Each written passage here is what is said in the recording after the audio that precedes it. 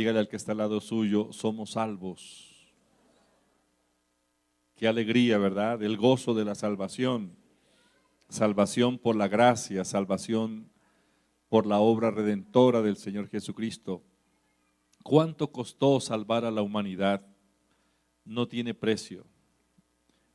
Tuvo que Jesús morir por nosotros. El Padre nos entregó a su Hijo para que viniera al mundo y tomara nuestro lugar, fuera nuestro sustituto, sufriera por nosotros. Es porque Dios quiere lo mejor para usted y para mí. Si no fuera por el amor de Dios, pues hubiéramos quedado abandonados, perdidos. Pero Dios pasó por alto el pecado pasado de nuestra vida, todo el tiempo de nuestra ignorancia, y nos regaló a su amado Hijo. Juan 3:16 dice, porque de tal manera amó Dios al mundo que ha dado a su Hijo unigénito para que todo aquel que en él cree no se pierda, mas tenga vida eterna. Hay que creer. Yo creo en Jesucristo. Él es mi Salvador. Diga, Él es mi Salvador. Yo creo que Jesucristo es mi Señor. Él es mi Señor. Yo estoy bajo el señorío de Cristo. El diablo nada tiene que ver en mí. Amén. Diga, Jesucristo es mi Señor. Repítalo, Jesucristo es mi Señor. Jesucristo es mi Señor. Jesucristo es mi Señor. Amén. Esto tiene un gran alcance. El señorío de Cristo significa que fuimos liberados del reino de las tinieblas, del antiguo Señor, y fuimos trasladados al reino del amor, al reino del amado Hijo, donde reina Jesucristo. Jesucristo es el Rey de Reyes y Él es el Señor de señores. Yo creo que Jesucristo es mi nuevo Señor. Amén. ¿Lo cree usted? ¿Lo cree?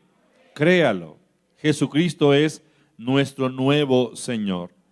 Vamos a leer Primera de Samuel capítulo 9. Al leer estos dos capítulos 9 y 10 de Primera de Samuel, hay una revelación específica de Dios respecto a nuestro destino. Yo creo que Dios no improvisa nada, a Dios nada lo toma por sorpresa. La Biblia habla de la presciencia de Dios o el conocimiento anticipado de Dios. Dios sabe todo, inclusive antes que sucedan las cosas, Él ya lo sabe. Es el conocimiento anticipado de Dios, la presciencia, no presencia, sino presciencia, preconocimiento de Dios. Así es de que los planes de Dios son eternos, el propósito de Dios es eterno, sus propósitos son propósitos que no pueden truncarse, es decir, se mantiene el propósito eterno.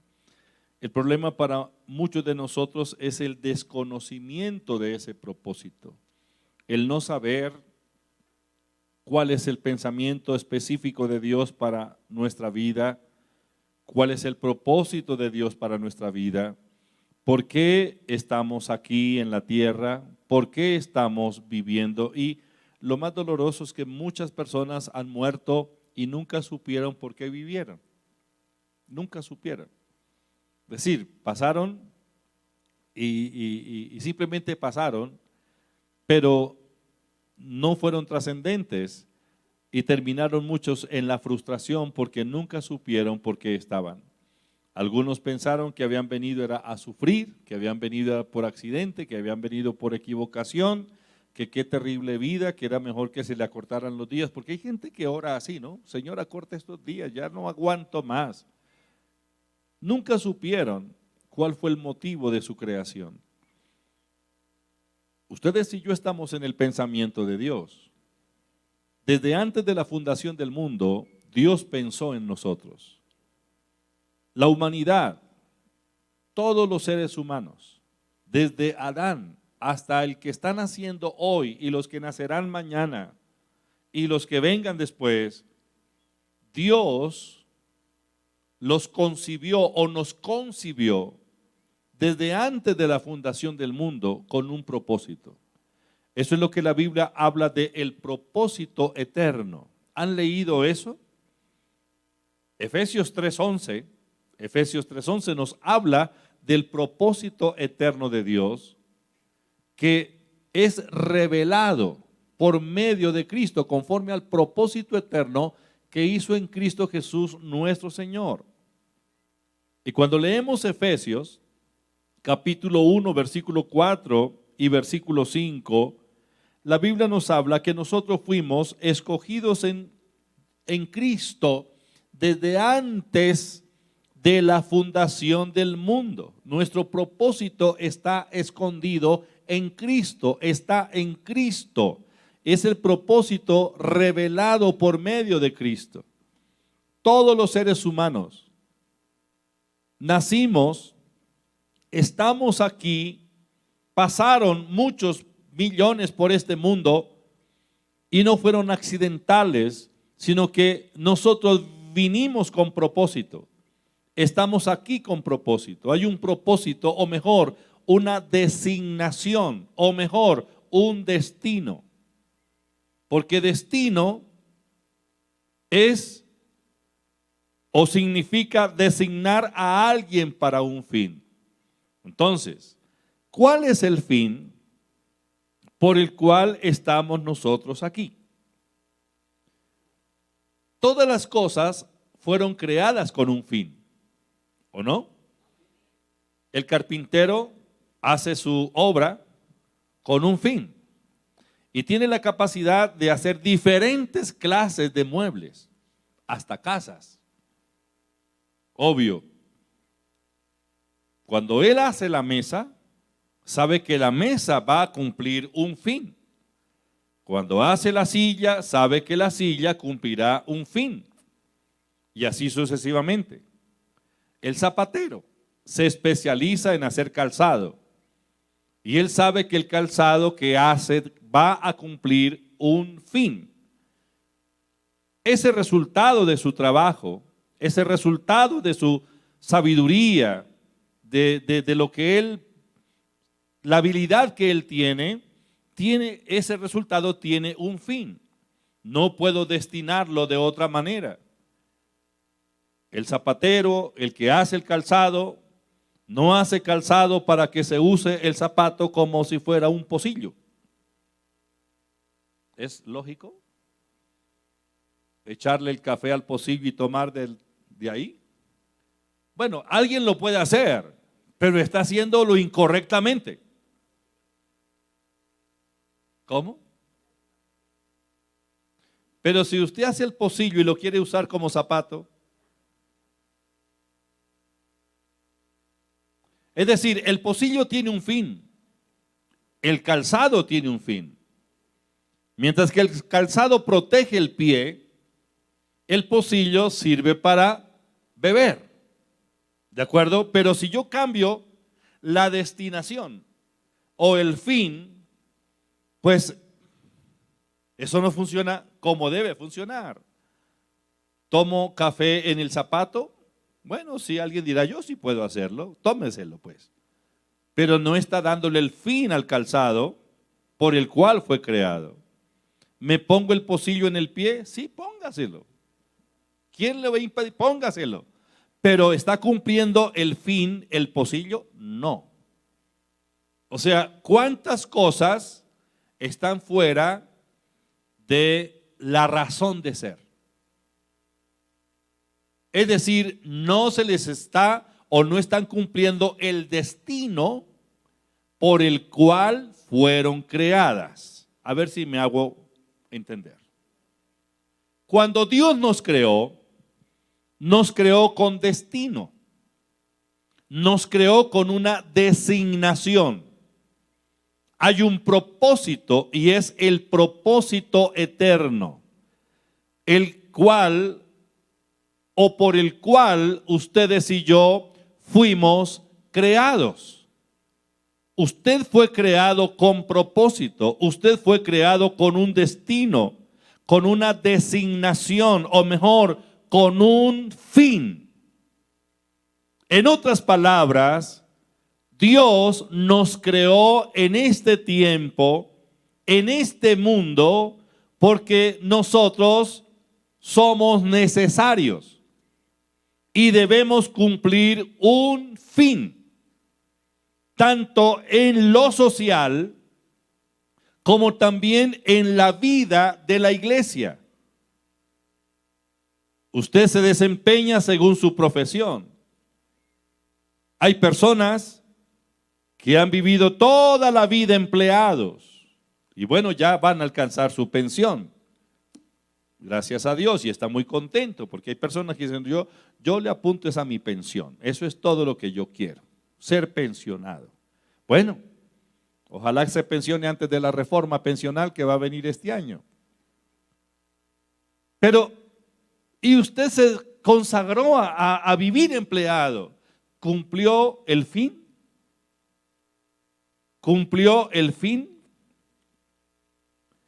¿Sabe que eso fue lo que Dios quiso y para lo cual lo destinó a usted en la vida laboral? ¿O se empleó porque fue lo único que pudo agarrar en ese momento? Pero ¿cuántos empleados están muriendo como empleados, pero nacieron para ser empresarios? ¿No? Estaba leyendo, o escuché mejor, lo de este gran empresario antioqueño, el señor Vélez, que tiene una gran industria del cuero hoy día. Y escuchándolo a él contando cómo empezó hace unos años, él empezó vendiendo cuchillas por allá en los barrios de las comunas de Medellín, vendiendo cuchillas de afeitar. ¿Ah? Bueno, dígale la marca, esa, y vendiendo cuchillas de afeitar. Pero él empezó así, y mire, una persona con visión, con habilidad. ¿Dónde va ese hombre hoy? Tiene de todo, tiene una industria, es impresionante. Pero, volvamos al tema. Todos nacimos con un destino, con una designación, ya sea para la vida social, pero también para la vida de cuerpo, la vida de la iglesia. ¿Estamos siendo o estamos enfocados en la designación de Dios para nuestra vida? Dios no cambia de propósito. Dios no se arrepiente y dice, a Él lo creé para tal cosa, pero mejor dicho, a estas alturas es mejor darle otra dirección. No, Dios es íntegro, Dios es inmutable y sus pensamientos son eternos. Mire, vamos a leer el capítulo 9 de Primera de Samuel y miremos lo que pasó con este hombre. Nos referimos al rey Saúl. Saúl es el primer rey que hay en la historia de la nación de Israel. Este hombre, si bien es cierto, tenía una muy buena presencia física, alto, muy bien puesto, era un hombre que estaba totalmente desenfocado del destino por el cual había sido creado. Obviamente que todos tenemos un comienzo. Obviamente que todos tenemos que pasar por algunas etapas que son inevitables en la vida, como la formación, la preparación, el aprendizaje, la disciplina, el colaborar en la casa, todo lo demás. Pero el problema es quedarnos ahí pensando que hasta ahí llegamos y eso era todo lo que teníamos que hacer en la vida. Saúl era un hombre de la tribu de Benjamín. Y cuando miramos quién era Benjamín, Benjamín fue un hombre que nació en un momento tan crítico para su madre, ya que ella inclusive en el momento de darlo a luz murió. La mamá de Benjamín era Raquel, o fue Raquel, y Raquel fue aquella mujer que Jacob amó tanto y por la cual él trabajó tanto, trabajó 7 años por ella, ¿no? pero que su suegro en el día de la boda, en lugar de colocarle a la mujer por la cual él había trabajado y a la que se le había comprado, le puso fue a la otra hija, a Lea. Entonces cuando Jacob se levanta al otro día y ve que la esposa no era la esposa que él quería, tuvo una frustración, pero él dijo: trabajaré por mi propósito, y trabajó más. Y bueno, entonces viene Raquel, y Raquel, que es la esposa amada de Jacob, solamente pudo tener 2 hijos. Uno de ellos fue Benjamín. Los hijos de Raquel fueron Benjamín. Estoy en el capítulo 35 del libro de Génesis. Capítulo 35 del libro de Génesis. Raquel murió en el momento que dio a luz a Benjamín. Leamos versículo 16. Después partieron de Betel y había aún como media legua de tierra para llegar a Efrata, cuando dio a luz Raquel, y hubo trabajo en su parto. Y aconteció que, como había trabajo en su parto, que le dijo su partera: no temas, que también tendrás este hijo. Aconteció que al salírsele el alma, pues murió, llamó su nombre Benoni, mas su padre lo llamó Benjamín. ¿Qué significa Benoni? Hijo de mi tristeza. ¿Qué significa Benjamín? Hijo de la mano derecha. Es decir, Benjamín es el último hijo o el menor de la unión entre Jacob y Raquel. Muy bien, ahí viene la tribu de Benjamín, viene la descendencia, y entre esa descendencia nace Saúl. Saúl había sido enseñado por su familia, por sus padres, por sus antepasados, de dónde venía, cuáles eran sus raíces, cuál era la posición que tenía en la línea familiar.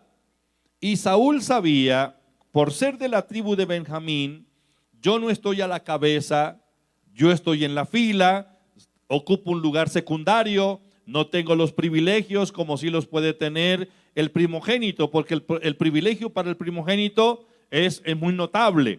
Entonces Saúl tenía ese concepto de sí mismo: soy un promedio, no tengo méritos, hubo quienes nacieron primero que yo, siempre estaré en la fila. Mejor dicho, mi vida está destinada para ser una vida en el anonimato, una vida bajo el promedio, y en fin, esa era la mentalidad. Y dice la Biblia en 1 de Samuel capítulo 9, versículo 1 en adelante: había un varón de Benjamín, hombre valeroso, el cual se llamaba Cis. Mire cómo Dios habla de aquellos que consideran que son un promedio. El concepto que Dios tiene de nosotros es un concepto totalmente diferente, solo que nosotros no lo sabemos. ¿Cómo piensa Dios de mí? Dios habla de que Cis, el padre de Saúl, un hombre valeroso, y si bien es cierto menciona sus ascendientes: hijo de Abiel, hijo de Seror, hijo de Becorat, hijo de Afía, hijo de un benjaminita. Note, benjaminita. Ya sabemos de dónde vienen los benjaminitas, hijos de Raquel y Jacob. ¿De acuerdo? El que nació en medio de una crisis, el que nació y por su nacimiento se murió su mamá, al que le pusieron el hijo de la tristeza. Es decir, estamos hablando de él. De allá venía Cis, era un benjaminita, y tenía él un hijo que se llamaba Saúl, joven y hermoso, o sea, de buen parecer. Entre los hijos de Israel no había otro más hermoso que él, de hombros para arriba sobrepasaba a cualquiera de su pueblo. Bueno, era un personaje. Y dice la Biblia que se le habían perdido las asnas a Cis, o sea, unas asnas El padre de Saúl perdió sus asnas, por lo cual le dijo Cis a Saúl su hijo: toma ahora contigo alguno de los criados y levántate y ve a buscar las asnas. Y él pasó por el monte de Efraín y de allí a la tierra de Salisá, y no las hallaron. Pasaron luego por la tierra de Saalín, y tampoco. Después pasaron por tierra de Benjamín, y no las encontraron. Ya llevaban 3 días en esto, y estaban perdidos, confundidos, frustrados, porque por ninguna parte encontraban las asnas. Cuando pasaron todo este tiempo, vinieron a tierra de Suf, y Saúl le dijo a su criado que tenía consigo: ven, volvámonos, porque quizá mi padre, abandonada la preocupación por las asnas, estará acongojado por nosotros. Él, o sea que el criado, le respondió a Saúl: he aquí ahora hay en esta ciudad un varón de Dios, o sea, el vidente, el profeta, a quien Dios le revela todo, el canal de la revelación. Aquí en esta ciudad está el vidente, hay un varón de Dios que es el hombre insigne. Todo lo que él dice acontece sin falta. Vamos pues allá, quizás nos dará algún indicio acerca del objeto por el cual emprendimos nuestro camino. ¿Cuál era el objeto que ellos tenían en su camino? ¿Cuál era? Encontrar las asnas. Ellos dijeron: bueno, si aquí está el vidente, pues aprovechemos, vamos a buscar revelación, vamos a buscar conocimiento, que nos diga dónde están las asnas para ya dejar esto así. Y respondió Saúl a su criado: vamos ahora, pero ¿qué llevaremos al varón? Porque el pan de nuestras alforjas se ha acabado y no tenemos que ofrecerle al varón de Dios. ¿Qué tenemos? Entonces volvió el criado a responder a Saúl diciendo: he aquí se halla en mi mano la 4ª parte de un siclo de plata. Esto daré al varón de Dios para que nos declare nuestro camino. Antiguamente en Israel cualquiera que iba a consultar a Dios decía: venid y vamos al vidente, porque al que hoy se llama profeta, entonces se le llamaba vidente. Dijo entonces Saúl a su criado: dices bien, anda, vamos. Y fueron a la ciudad donde estaba el varón de Dios. Y cuando subían por la cuesta de la ciudad, hallaron unas doncellas que salían por las aguas, a las cuales dijeron: ¿está en este lugar el vidente? Ellas respondiéndoles dijeron: sí, helo allí delante de ti, date prisa, pues porque hoy ha venido a la ciudad en atención a que el pueblo tiene hoy un sacrificio en el lugar alto. Cuando entréis en la ciudad, le encontraréis luego, antes que suba al lugar alto a comer, pues el pueblo no comerá hasta que él haya llegado, por cuanto él es el que bendice el sacrificio. Después de esto comen los convidados. Subid pues ahora, porque ahora le hallaréis. Ellos entonces subieron a la ciudad, y cuando estuvieron en medio de ella, he aquí Samuel venía hacia ellos para subir al lugar alto. Y un día antes que Saúl viniese, Jehová había revelado al oído de Samuel diciendo: mañana a esta misma hora yo enviaré a ti a un varón de la tierra de Benjamín, al cual ungirás por príncipe sobre mi pueblo sobre mi pueblo Israel, y salvará a mi pueblo de mano de los filisteos, porque yo he mirado a mi pueblo por cuanto su clamor ha llegado hasta mí. Hasta este momento en Israel no había habido rey. Había sido gobernado por los jueces. El último juez de Israel fue Samuel, el profeta. Samuel ya estaba un poco avanzado en años. Sus hijos eran los que gobernaban la tierra, pero sus hijos habían caído en la corrupción. Sus hijos se habían apartado de la justicia. Sus hijos eran impíos, eran malos, pero eran gobernantes. O sea, el gobierno de la tierra estaba en manos de corruptos, en manos de tramposos, en manos de personas impías. Aunque eran de la casa de Samuel, pero bueno, cada uno responde por sus decisiones. Y hay un momento donde el padre no responde por sus hijos, ni los hijos por el padre, porque cada uno es responsable por sus acciones. Eso lo dice la Biblia. ¿De acuerdo? Delante de Dios cada uno responde. Esa era la situación política, económica y social de la tierra de Israel. Samuel vivía, era profeta, pero la autoridad, el gobierno, estaba en manos de sus hijos. Ahora los ancianos del pueblo le dijeron: Samuel, ya basta, sus hijos están corrompidos, no queremos ese gobierno. ¿Por qué mejor no nos nombra un rey? Busquemos un rey. Eso le preocupó a Samuel, capítulo 8 de Primera de Samuel. Entonces Dios le dijo: Samuel, no tenga problema, no se haga problema por eso. Ellos están pidiendo rey, pues nómbreles un rey. Entonces en estos días, mientras Saúl buscaba asnas, el pueblo buscaba a un rey. Dígale al que está al lado suyo: no se me duerma. El pueblo buscaba un rey, mientras que Saúl estaba buscando asnas. Se busca, era lo que Saúl llevaba, se buscan las asnas. Y por otro lado, se busca a un rey. En busca de un rey. Muy bien, ¿dónde estaba el rey que gobernaría y regiría los destinos de Israel? ¿Dónde estaba? ¿En qué condición estaba? ¿En qué estado se encontraba?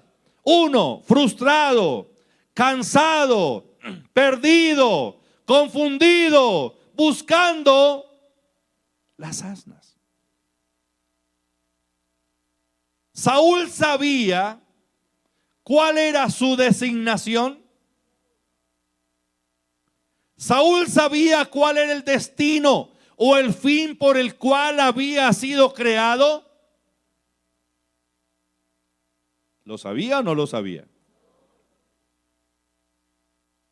¿No? Jack, ¿lo sabía o no lo sabía? Se me durmió hoy. Nada. Saúl sabía cuál era el fin por el cual fue creado. ¿Cuál fue el fin por el cual Dios lo creó?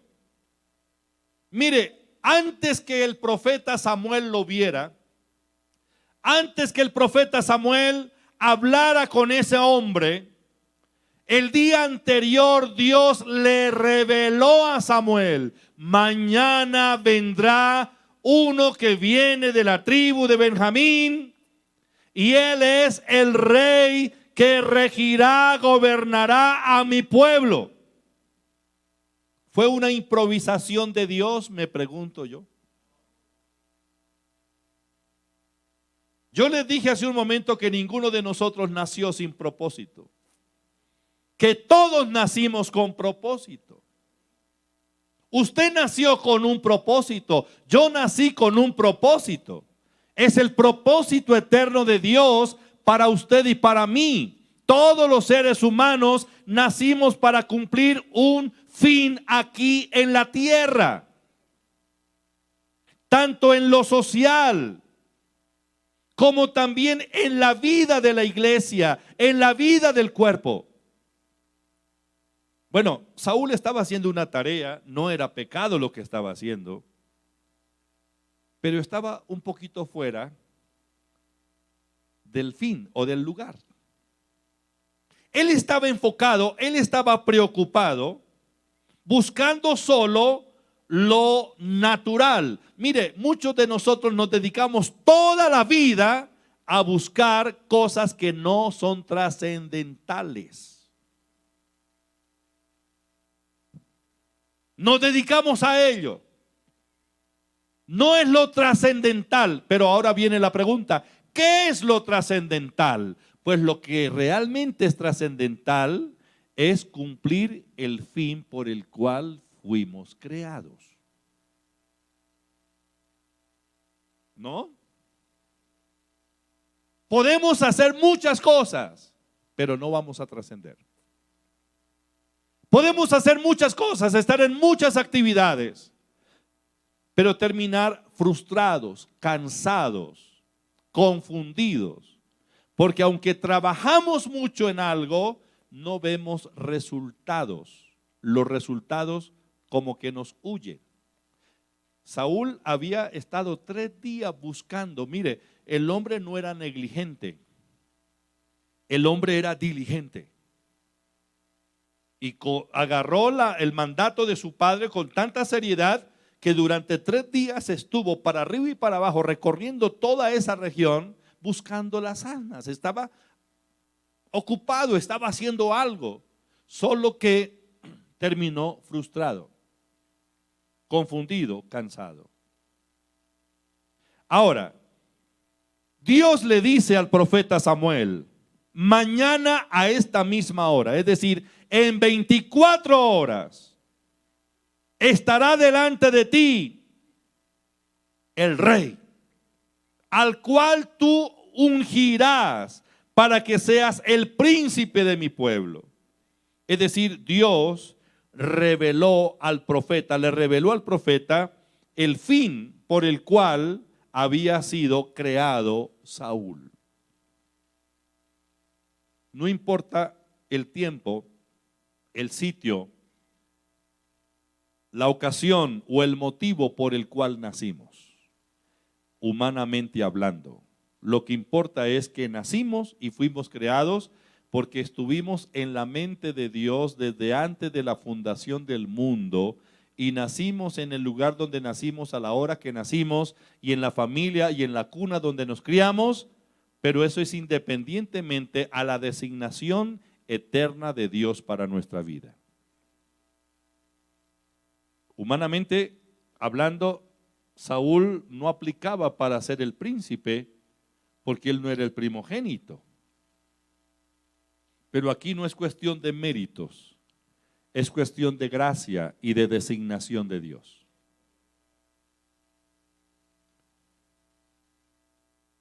Tres días de frustración. Pero en esa crisis, Saúl decide buscar revelación. Diga revelación. ¿Qué es la revelación? La revelación es iluminación. Revelación es quitar el velo, quitar el manto, quitar la oscuridad, lo que no nos deja ver más allá. Cuando la mente está entenebrecida, y de esto hablábamos hace 15 días, del entendimiento entenebrecido, ahí en Efesios capítulo 4, recuérdenlo, y dijimos que la mente entenebrecida es aquella persona que no ve, que está ciego, que tiene una venda sobre sus ojos, vive en la oscuridad. Cuando hay revelación, la revelación rompe la tiniebla, rompe las tinieblas, nos da luz. ¿Quién es la fuente de la revelación? Dios. Ahora, el apóstol Pablo en Efesios capítulo 1, versículo 17 y 18, dice que él ora por la iglesia. Y la oración apostólica es por la iglesia, para que el Dios de nuestro Señor Jesucristo, el Padre de gloria, nos dé, ¿qué? Espíritu de sabiduría y de revelación en el conocimiento de Él, que alumbre los ojos de nuestro entendimiento para que podamos comprender, saber la esperanza a la que Él nos ha llamado. Y usa la palabra llamamiento. Esa palabra llamar está relacionada con designación. Llamar o elegir es designar a alguien. Conocer el motivo, la esperanza por la cual fuimos llamados y la riqueza de la gloria de Dios. Ustedes y yo deberíamos ahora enfatizar nuestras oraciones en este punto. Señor, revélame tu propósito. No importa que sea tarde en cuanto al tiempo. Excelente que la revelación del propósito o la designación la tuviéramos en los primeros 5 años de vida, ¿no? Diríamos, no perdimos la vida en cosas banales, nos enfocamos donde era y somos exitosos. Pero hay gente que encontró la designación, la revelación de su designación, siendo ya adultos y frustrados. ¿Recuerdan de Moisés? ¿Cuándo fue que a Moisés se le reveló su designación? ¿O cuándo fue que él tuvo esa revelación? Cuando tenía 80 años. Cuando había perdido la práctica para hablar y ya era un tartamudo. Cuando vivía por allá en el desierto cuidándole las ovejas a su suegro Jetro. ¿Se acuerdan de ese pasaje de la Biblia? Y fue cuando viene Moisés y tiene un encuentro personal con Dios, con la zarza, donde Dios le revela y le dice: Moisés, te he llamado, tu designación es ser el caudillo, el libertador de esta nación esclava por 400 años. Moisés no lo sabía, ni pensó que podía hacerlo. Nunca lo había pensado. Antes consideraba: no sé hablar, ¿cómo me presento al faraón? Soy tartamudo, ¿qué voy a...? Pero Dios le dijo: mire, yo te envío.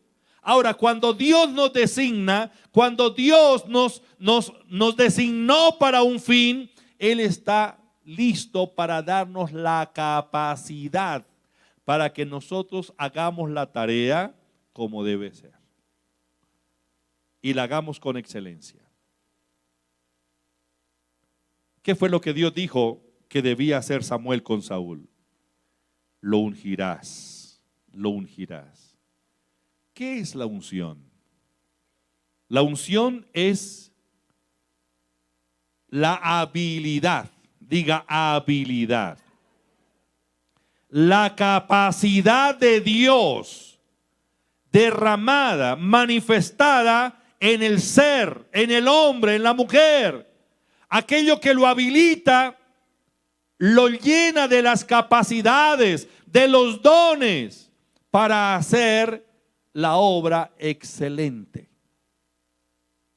Unción está relacionado con la persona del Espíritu Santo. La unción. Y el Señor le dice: Samuel, vas a ungir al rey de Israel, porque él ha sido designado para salvar a este pueblo y para derrotar a los filisteos. Propósito, diga propósito.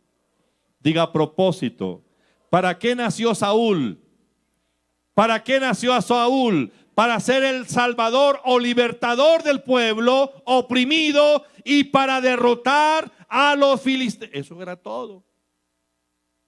Todo lo que debía hacer Saúl en la vida era liberar a su pueblo y derrotar a los filisteos. Eso era todo. Mejor dicho, él fue creado con ese fin. Como cuando crearon el pocillo, con un fin. ¿De acuerdo? Como cuando hicieron el zapato, con un fin.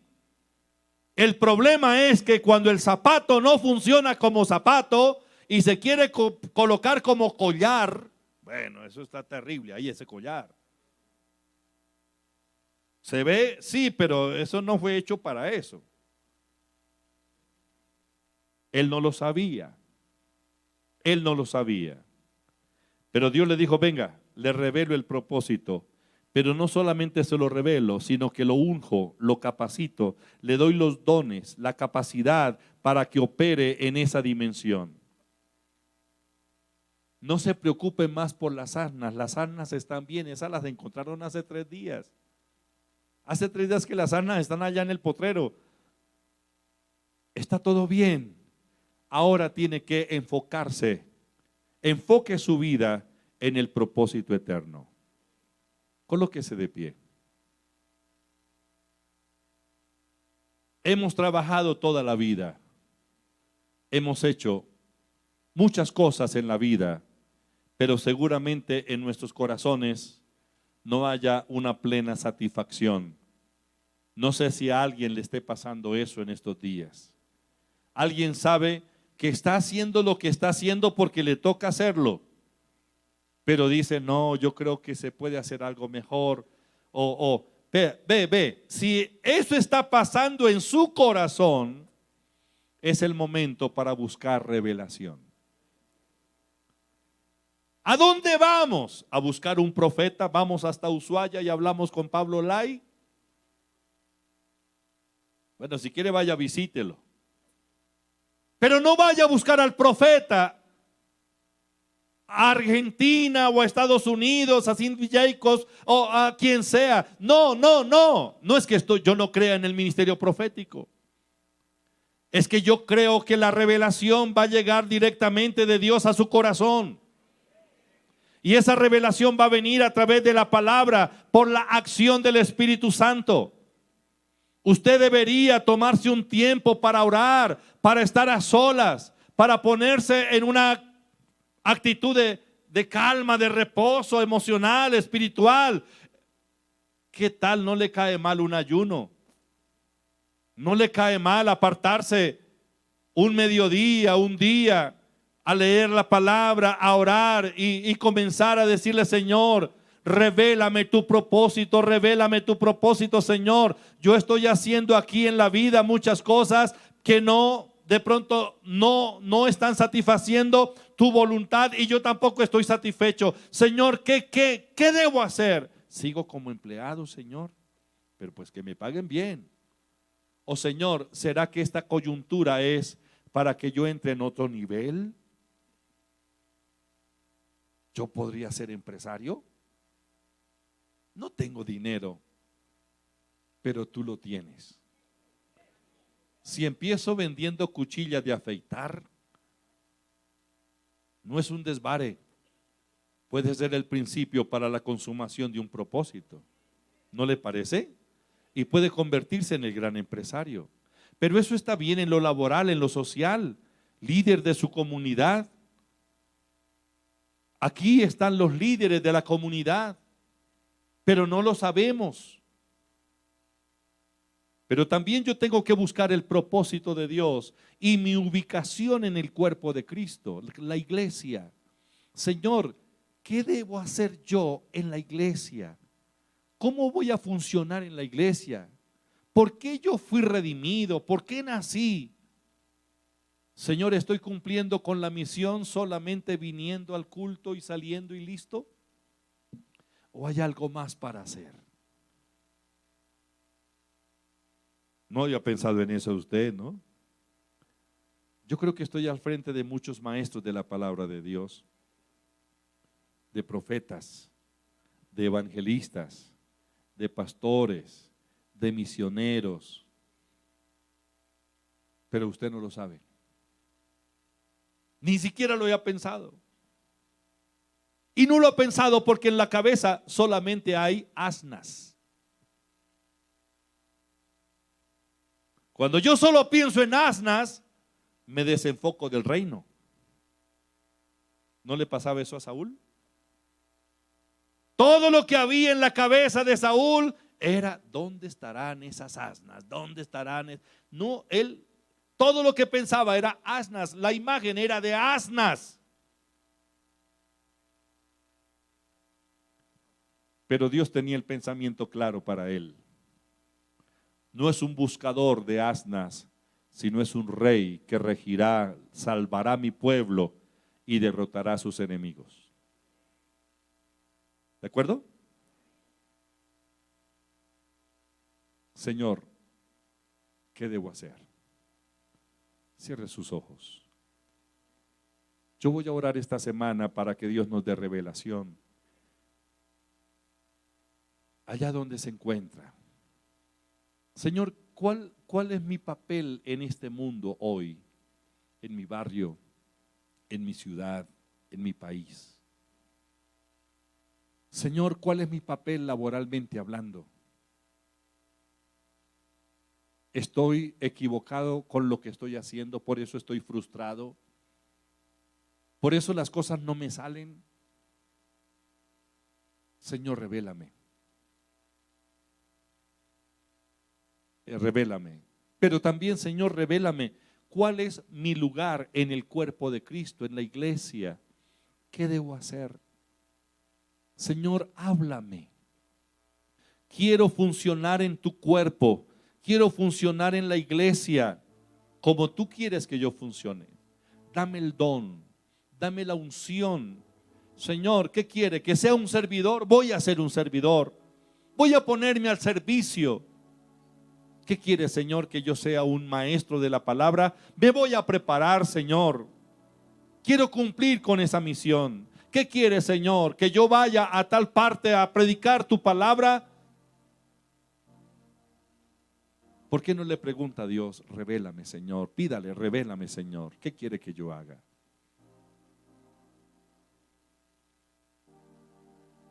La idea no es sacarlos aquí confundidos, pero sí quiero que salgan inquietos.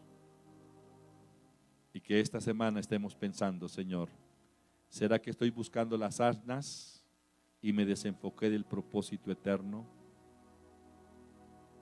Revélame tus propósitos, Señor. El médico ejerza la medicina como debe ser. Nació para ser médico y bendecir a tanta gente. Cumpla con su función, cumpla con su fin. Abogado, ejerza como debe ser, con honradez, con lealtad. Constructor, ejerza su profesión como debe ser. Use buenos materiales. Comerciante, trabaje bien, no engañe al cliente. No saque ganancias deshonestas. Ese es su ministerio. Trabaje honradamente. Empleado, cumpla sus funciones como debe ser. Si usted se comprometió a través del contrato a hacer esa tarea y cobrar ese salario, pues cumpla. ¿De acuerdo? Sea fiel. Sea fiel. Sea fiel. Les recomiendo que lean La Semilla. No alcancé a desarrollar los temas ahí, pero léalo. Y esta semana ore, Señor, ¿cuál es mi designación? ¿Qué quiere que yo haga? Si tiene 80 años, todavía se puede. Si tiene 85 como el hermano Fernando, ¿cuántos tiene Fernando? 81, le puse 4 más. Moisés tenía 80 cuando la supo. Amén. Dios lo ha guardado de tantas cosas. Cierre sus ojos, oramos.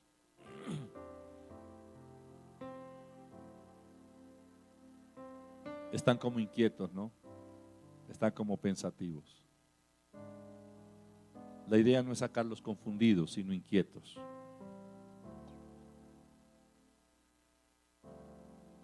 Usted nació con un fin, con un propósito. Señor, gracias.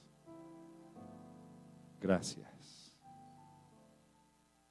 Aquí están los líderes políticos que Dios ha llamado, gente recta, gente sabia, gente íntegra, que gobernará su barrio, su ciudad, su departamento. Hasta este país puede gobernarlo.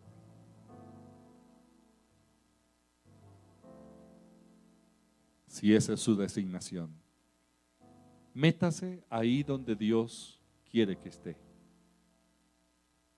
Acepte el llamado de Dios. Aquí hay empleados que este año serán promovidos a empresarios, emprendedores.